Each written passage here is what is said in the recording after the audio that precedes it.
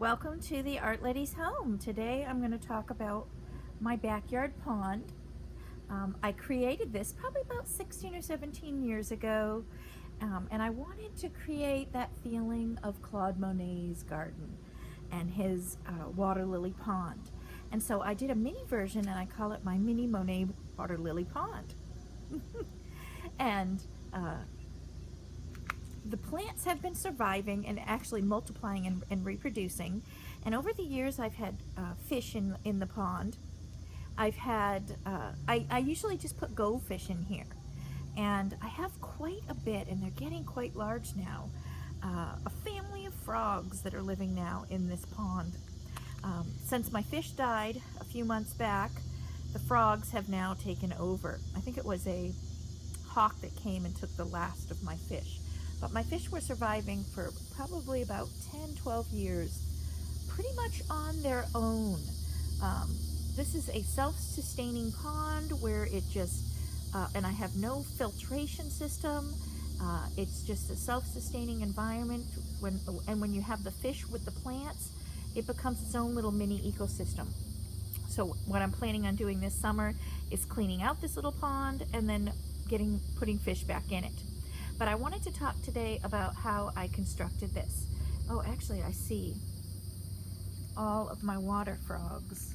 They're all sunning. I just noticed this. They're all sunning all over the edges. And if you look back there near that green pot, let me see if I can come over here. You're gonna see the whole family of them right here. That's cool. They're finally able to hop up and out.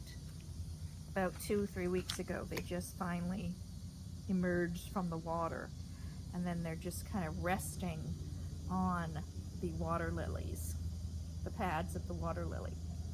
But how I made this, I dug out, me and my nephew, who was he was probably 4 or 5 at the time. We had a great time one day. We spent the entire day digging this hole, and this hole is about 10 feet wide and about 4 feet deep. You could barely see his little head sticking up from the top by the time we were done. And what I did was I lined the hole with chicken wire, the metal chicken wire. And then what I did was I filled it with concrete. And I used probably between 10, I want to say 10 and 16. Somehow that number 16 rings a bell.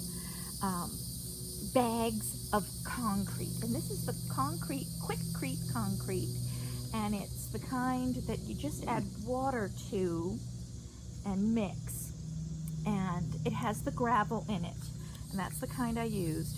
And then after that set, I did do a top coat of the mortar mix to give it a smoother finish.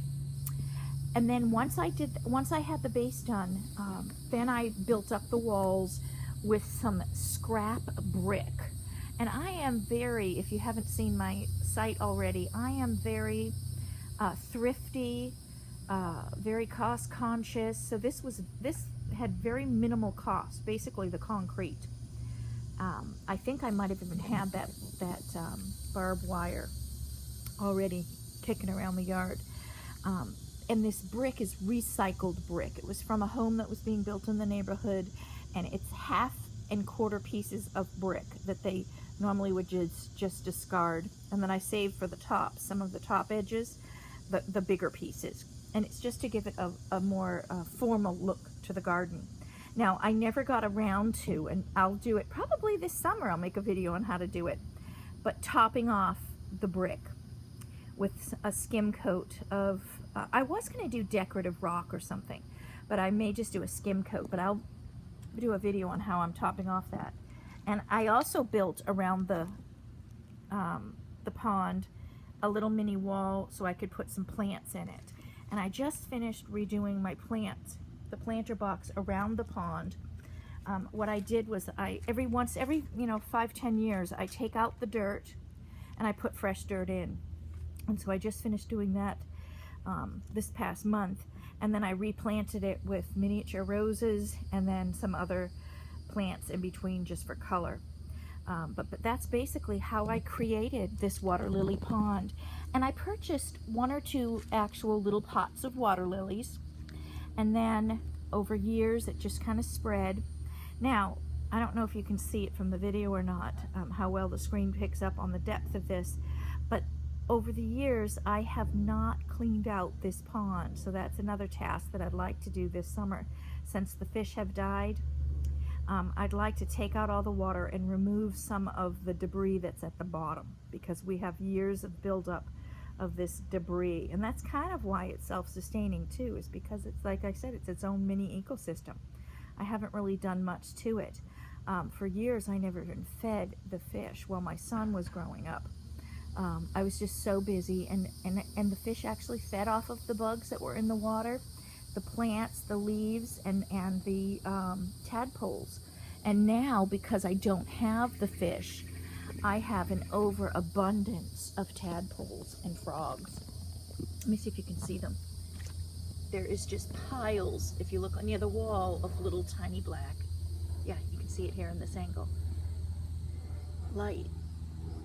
Now, if I was a really great keeper and gardener, I would be trimming these leaves. Now, when Monet was alive, he had gardeners that did that, and actually in Giverny, they do have 4 or 5, I think, gardeners that work on the lily pad pond. I forgot the number, I think it was 5, that just go around and take out all those dead leaves, and that's what's forming all my debris. And of course, being under the oak trees too. This pond is surrounded by oak trees.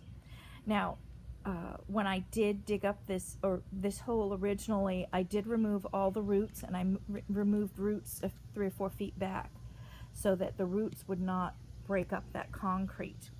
I do have something similar, a little tiny waterfall in my front yard that I made, and I did put it too close to a tree, and it's being affected by that. So I'm hoping that, so far so good, I'm hoping that this will not leak because of the tree roots. But that's basically how I planted my water lilies, and I just picked up the water lilies from, you know, one of those big box hardware stores, and they've just multiplied over the years. And I actually have to divide them and give them away, or just put them in my compost bin because they get too thick and with coverage. But the water lilies are great because it does help protect the wildlife that's in this, especially from birds. But like I said, I think a hawk ended up getting the fish that I had in here.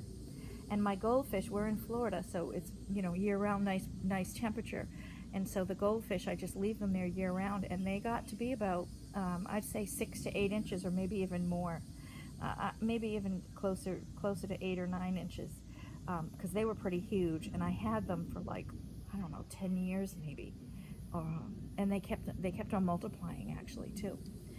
But that's the story of the Monet water lily pond in my backyard. And I hope you check out more of my videos and leave me a comment, because I'd love to know what you think.